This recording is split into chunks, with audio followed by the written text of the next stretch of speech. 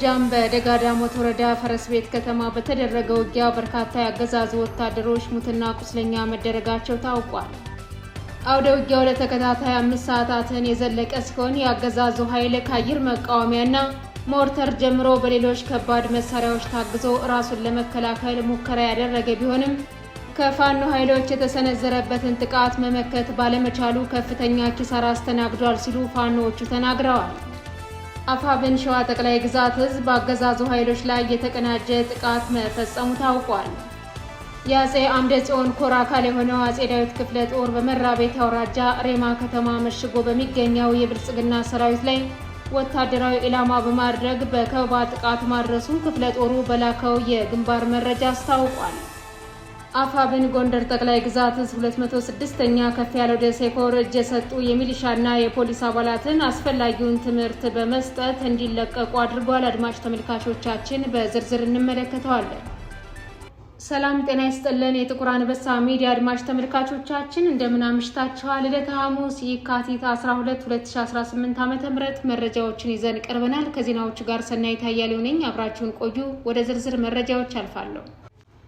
ጎጃም ደጋዳሞት ወረዳ ፈረስ ቤት ከተማ በተደረገው ውጊያ በርካታ ያገዛዙ ወታደሮች ሙትና ቁስለኛ መደረጋቸው ታውቋል። አውደ ውጊያው ለተከታታይ 5 ሰዓታት የዘለቀ ሲሆን ያገዛዙ ኃይል ከአየር መቃወሚያና ሞርተር ጀምሮ በሌሎች ከባድ መሳሪያዎች ታግዞ ራሱን ለመከላከል ሙከራ ያደረገ ቢሆንም ከወደ ፋኖ የተሰነዘረበትን ጥቃት መመከት ባለመቻሉ ከፍተኛ ኪሳራ አስተናግዷል ሲሉ ፋኖዎቹ ተናግረዋል። በዚህ አውደ ውጊያ በርካታ የብልጽግና ወታደሮች ሙትና ቁስለኛ መደረጋቸውም ተመላክቷል። አፋብን ሸዋ ጠቅላይ ግዛት ህዝብ በአገዛዙ ኃይሎች ላይ የተቀናጀ ጥቃት ፈጸመ። የአጼ አምደ ጽዮን ኮር አካል የሆነው አጼ ዳዊት ክፍለ ጦር በመራቤት አውራጃ ሬማ ከተማ መሽጎ በሚገኘው የብልጽግናው ሰራዊት ላይ ወታደራዊ ኢላማ በማድረግ በከበባ ጥቃት ማድረሱን ክፍለ ጦሩ በላከው የግንባር መረጃ አስታውቋል። የብልጽግናው ሰራዊት ከንጋቱ 12 ሰዓት ላይ መነሻውን ከሬማ ከተማ በማድረግ ወደ መዲት ቀበሌ የተንቀሳቀሰ ሲሆን ልዩ ቦታው ቻይና ካምፕ በተባለ ስፍራ ላይ የአጼ ዳዊት ክፍለ ጦር አካል የሆነው በአስማረ ዳኜ 1ኛ ሻለቃና በቀስተ ነህብ 3ኛ ሻለቃ በተደረገ ከበባ ለጊዜው በቁጥር ያልታወቁ በርካታ ያገዛዙ ወታደሮች ሙትና ቁስለኛ መሆናቸውን የኮሩ ሚዲያና ኮሚኒኬሽን ክፍል ኃላፊ በላከው መረጃ አስታውቋል። የክፍለ ጦሩ ሻለቆች በሰሩት የተቀናጀ ኦፕሬሽን የጠላት ወታደሮች ከፍተኛ ሽንፈት አስተናግደዋል። አፋብን ጎንደር ጠቅላይ ግዛት 206ኛ ከፍ ያለው ደሴ ኮር እጅ የሰጡ የሚሊሻና የፖሊስ አባላትን አስፈላጊውን ትምህርቶች በመስጠት እንዲለቀቁ አድርጓል። ዛሬ የካቲት 12 2018 ዓ.ም የጄኔራል ኃይሌ ዘውባንተ ክፍለ ጦር በስማዳ ወረዳ ሸረፍ ጎጅ ላይ በነበረው ውጊያ ራሳቸውን ለማትረፍ እጅ የሰጡ በርካታ የሚሊሻ የፖሊስና የብልጽግና አመራሮችን በክፍለ ጦሩ የፖለቲካ ዘርፍ አመራሮች የፖለቲካ ግንዛቤ ማስጨበጫ ትምህርቶችን በመስጠት እንዲለቀቁ ማድረጋቸውን ፋኖዎቹ በላኩት መረጃ አስታውቀዋል። በምህረት የተለቀቁ የስርዓቱ አገልጋይ የነበሩ የሚሊሻና የፖሊስ አባላት በቀጣይ የአማራን ህዝብ ለመካስ ራሳቸውን በማሳመን በድርጅቱ በኩል የተዘጋጀውን ፎርም በመሙላት ከማንኛውም የወንጀል ጉዳዮች ላለመሳተፍ ጭምር ቃል መግባታቸው ታውቋል።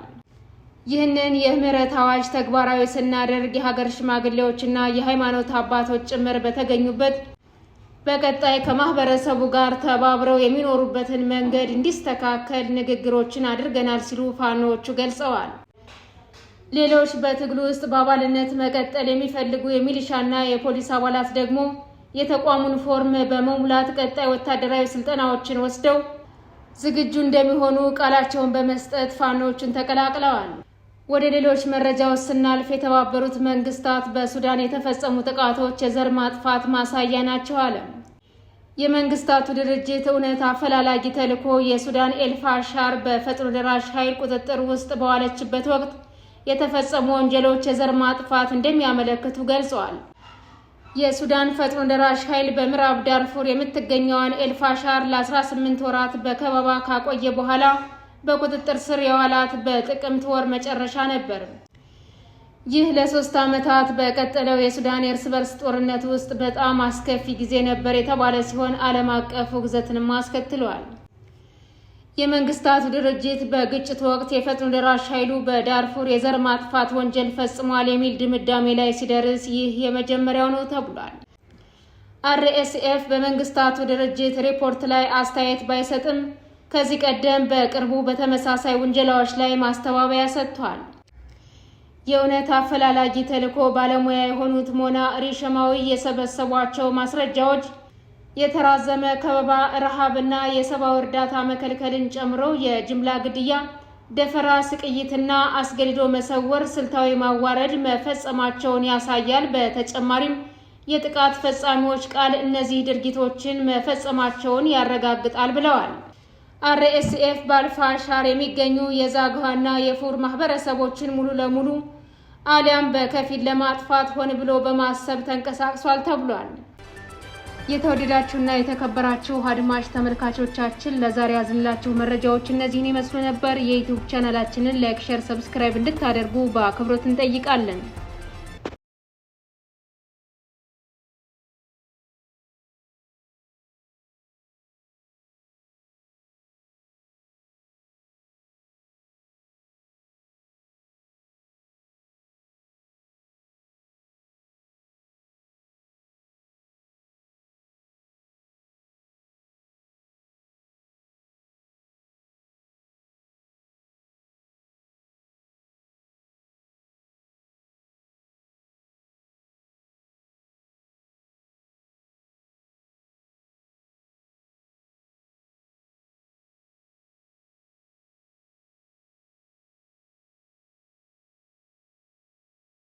የተወደዳችሁና የተከበራችሁ አድማጭ ተመልካቾቻችን ለዛሬ ያዝንላችሁ መረጃዎች እነዚህን ይመስሉ ነበር። የዩቲዩብ ቻናላችንን ላይክ፣ ሼር፣ ሰብስክራይብ እንድታደርጉ በአክብሮት እንጠይቃለን።